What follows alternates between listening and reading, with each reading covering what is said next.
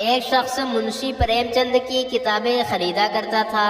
ایک دن دکاندار نے اس سے پوچھا، کیا منشی پریم چند آپ کے پسندیدہ مصنف ہیں؟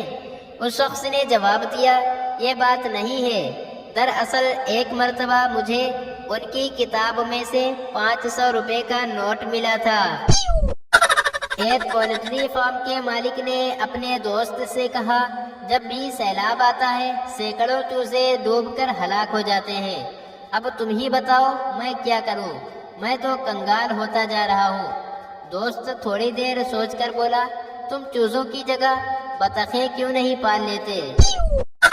رمضان کے مہینے میں دو دوستوں کی ملاقات ہوئی تو ایک نے دوسرے سے کہا، تم کو شرم نہیں آتی، روزے میں نسورہ منہ میں رکھی ہوئی ہے۔ دوسرے نے جلدی سے تھوک کر کہا، اللہ معاف کرے، میں یہ نسورہ سحری میں منہ میں رکھ کر بھول گیا تھا۔ ایک دیہاتی اپنے قصبے کی لائبریری میں روزانہ جاتا تھا۔ وہ ہمیشہ ایک ہی کتاب الماری سے نکال کر دیکھتا، پھر ایک زوردار قہقہہ لگا کر کتاب بند کر کے الماری میں رکھتا اور مسکراتا ہوا واپس چلا جاتا۔ لائبریری کے انچارج نے ایسے کرتے کئی بار دیکھا تھا۔ اس کے دل میں تجسس پیدا ہوا۔ اگلے روز دیہاتی آیا تو انچارج اس کے پیچھے جا کر کھڑا ہوا۔ اس نے دیکھا کہ دیہاتی ایک تصویر پر نظریں جمائے ہوئے ہیں جس میں ایک بیل کو لڑکے کا پیچھا کرتے دکھایا گیا ہے۔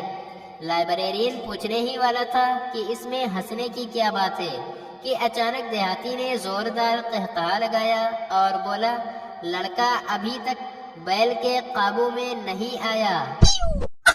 ایک صاحب گھبرائے ہوئے گھر آئے اور بیوی سے بولے، بیگم میں دفتر سے آ رہا تھا کہ راستے میں ایک گدھا، اتنے میں ان کی بچی بول اٹھی، امی سمینہ نے میری گڑیا توڑ دی ہے۔ بیوی نے کہا، اچھا بیٹی ہم تمہیں دوسری گڑیا لا دیں گے۔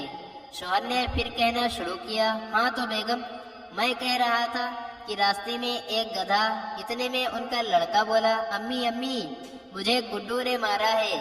بیوی غصے سے بولی، بھائی خدا کے لیے چپ ہو جاؤ، پہلے مجھے گدھے کی بات سننے دو۔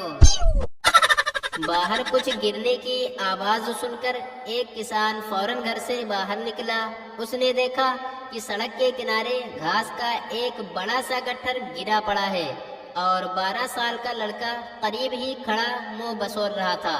کسان نے اسے تسلی دیتے ہوئے کہا، پریشانی کی کوئی بات نہیں برخوردار، آؤ میرے ساتھ چلو، کھانے کا وقت ہے، پہلے اطمینان سے کھانا کھاؤ، ٹھنڈا پانی پیو، پھر آ کر اس گٹھر کو اٹھا لیں گے۔